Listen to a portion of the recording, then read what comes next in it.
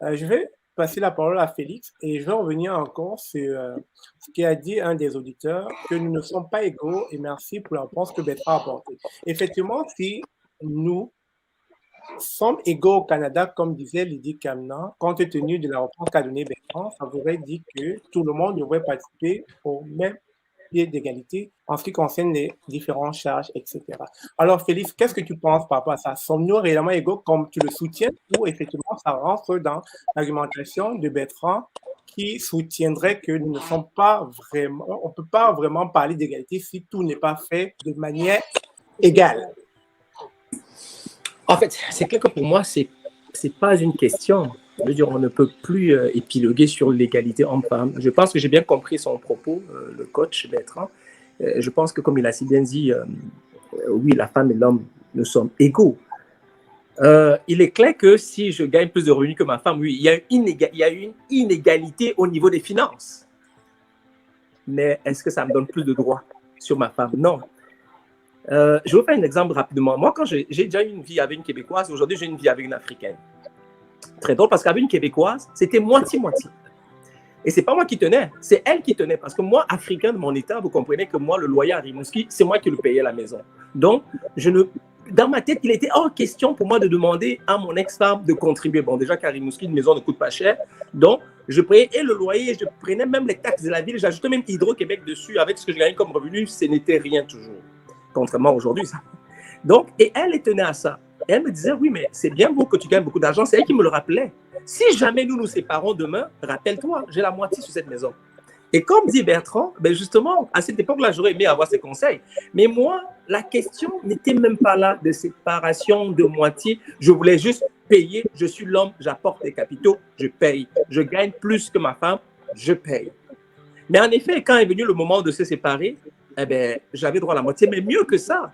Et ce qui m'a beaucoup étonné, non seulement j'avais droit à la moitié de la maison, mais comme c'est moi qui payais le loyer depuis, eh bien, tous les calculs ont été faits pour que j'ai plus de part sur la maison que madame. Ça, j'ai trouvé ça très intéressant qu'on est tombé devant l'avocat parce qu'à chaque fois que je payais le loyer, elle émargeait comme quoi c'est moi qui payais. Pendant 7 mois, elle ne payait pas. Donc, vous voyez quand même que les 7 mois que j'ai payé de plus m'ont été profitables. C'est quasiment comme si je venais d'un investissement d'une certaine manière. Eh bien, aujourd'hui, je suis avec une femme noire. Il est clair que je fais toujours la même job, de payer le loyer, sauf que j'ai une femme noire qui est occidentalisée, qui n'est pas comme les femmes qui viennent du pays là. Elle, je pense que les gens la connaissent un peu là du caractère là, elle tient à payer la moitié du loyer. Et quand je vous dis la moitié, il n'y a pas une scène qui cherche son frère. Donc, moi, quand je dis par exemple, chérie, c'est pas grave sur moi si je paye, elle me dit non, jamais. Tu me mets ta part, je mets ma part, on a un compte conjoint. Je veux que tu aies les mêmes, je veux avoir les mêmes droits que toi, il est hors de question. Donc, même si, une fois de plus, les revenus de l'homme sont supérieurs à la femme, nous sommes quand même dans un pays qui s'appelle le Canada, qui tient toujours à ce qu'il y ait une égalité, sinon même une équité dans certains cas. Parce que l'égalité, c'est bien bon, mais l'équité, c'est encore mieux. Si Lydie prend le même poste que j'ai comme VP des finances, si je gagne 100 000 par année, il est injuste que Lydie prenne le même poste qu'on lui donne 75 000 parce qu'elle est une femme ou qu'elle va accoucher. Donc, vous voyez quand même qu'on est allé loin. On n'est pas juste dans l'égalité. Aujourd'hui, on est dans l'équité même. Donc, il faudrait que Lydie, en tant que femme, gagne le même salaire que Félix pour le même poste. Donc, je pense que oui, il peut y avoir une inégalité au niveau, je ne sais pas moi, des finances, mais ça n'enlève rien au droit. Là où je suis en accord avec lui, lorsqu'il dit que les hommes qui commettent des actes de suicide ou des actes regrettables sont des victimes, ça, c'est vrai. J'en suis une preuve. J'ai failli, moi, vous me voyez là, j'ai failli commettre un meurtre à Rimouski quand j'étais mis dehors de chez moi pour avoir été injustement accusé. Pourtant, je suis quelqu'un de très équilibré. Ce jour-là, je broyais du noir. J'avais 3 policiers que je regardais leurs poches, je regardais leurs armes, puis je me rappelais dans les films que j'ai juste arraché sa pochette, dégainé le chien et me tirer une balle dans la tête, puis même les tuer. Parce qu'à ce moment-là, quand tu es un immigrant à Rimouski, puis on te met dehors à 6 heures de Montréal, dans un froid de moins 40, puis que tu n'as pas de famille, crois-moi, tu bois le noir. Donc, si j'avais commis un geste ce jour-là, vous serez en train de faire ce meeting et parler d'un Africain qui a tué une femme blanche et qui se serait suicidé. Mais en pensant que le gars est malade, non. C'est sûr qu'on boit le noir, mais on n'est pas forcément malade. Le système, malheureusement, n'a pas fait en sorte que les hommes, lorsqu'ils sont victimes, qu'on leur donne aussi les mêmes maisons comme les femmes battues ont des toits où elles peuvent sortir et rentrer quelque part même dans l'anonymat. Trouvez-moi des maisons pour des hommes au Canada, pourtant un pays si développé, vous n'en trouverez pas. Il y a une maison qui s'appelle le répit du passant.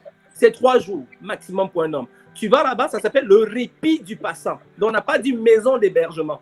Donc, tu vas là-bas, tu as 3 jours pour te reposer, le temps de voir clair, mais après, il faut que tu sortes parce que c'est fait pour des sans-abri. Donc, la femme, oui, elle a un toit. Dans chaque quartier, il existe des maisons d'hébergement pour femmes battues, femmes violentées, nommer toutes les violences. La femme peut sortir, appeler le 911, partir de chez elle, puis aller dormir quelque part. Mais l'homme peut. Alors, du coup, que font les hommes? Ils veulent revenir chez eux. Moi, nonobstant l'ordonnance qui m'avait été donnée de ne même plus rentrer en contact avec mon ex-conjoint, mais il me met dehors, je n'ai même pas de vêtements. Mais je suis revenu chez moi. En revenant chez moi, j'ajoutais encore un nouveau chef d'accusation. Ah, tu es revenu à la maison. On m'avait dit de ne pas rentrer en contact avec elle. Je l'ai appelé pour lui dire j'ai besoin de mes affaires. En l'appelant, j'ai encore ajouté un autre chef d'accusation. Fait que plus je faisais des gestes, plus mon dossier montait, plus je me ramassais avec 10 chefs d'accusation, alors qu'au début, j'en avais juste 2. Parce qu'on n'est pas conseillé, parce qu'on n'est pas outillé. Et même quand bien tu rencontres un avocat, malheureusement, c'est la madame qui décide si oui ou non tu viens chercher un morceau de linge chez toi. Donc, quand une dame sait qu'elle t'a mis dehors, en plus d'avoir injustement accusé, puis qu'elle sait que tu n'as pas de vêtements, puis qu'elle sait qu'on y devait, et que le policier, pour venir chez toi, doit l'appeler pour dire « Madame, monsieur veut un vêtement, est-ce que vous acceptez ?» Si madame dit oui, tu viens chercher avec l'aide de la police. Si madame dit non, tu ne viens pas. Imaginez-vous quand une femme vous fait baver. Voilà ce qui conduit à des actes regrettables. Voilà ce qui fait qu'à un moment donné, tu la regardes et tu te dis mais cette femme, mais pourtant, c'est moi qui paye cette maison. Mais pourtant, c'est moi. Là, vous commencez à compter comme homme votre orgueil, tout ce que vous faites. Et la chose qui vous revient, c'est de tout péter. Et c'est ça un homme, malheureusement. Donc, si ce jour-là, je me souvenais, c'est le 29 mars 2009. Voyez-vous, on est un 29, on est un 30 aujourd'hui, je m'en souviens. 29 mars 2009, j'ai failli commis les Barimouski. Donc, je sais c'est quoi ce système-là et en plus, ils m'ont balancé en prison. En plus, j'ai traîné. Puis, ça m'a pris 4 ans pour avoir gain de cause. 4 années. 2013, c'est l'année où, enfin, on me dit, monsieur, vous avez raison. Donc, si le système n'est pas équitable aussi avec les hommes, et c'est là où, malheureusement, les femmes ont une coche sur nous, c'est que le système prend pour acquis que nous, les hommes, nous sommes violents. Nous sommes plus forts. Donc, le système prend pour acquis que nous avons une force physique qui dépasse celle de la femme. Donc, et c'est là où, en effet, on se rend compte que oui, les hommes et les femmes sont égaux, mais quand il s'agit de muscles, ben, on n'est plus vraiment égaux à ce niveau-là. Alors, donc, pour moi, le système est très, très, très, très injuste en ce qui a trait aux hommes. Le système prend pour acquis que les hommes sont mauvais, que les hommes sont criminels, que les hommes sont dangereux.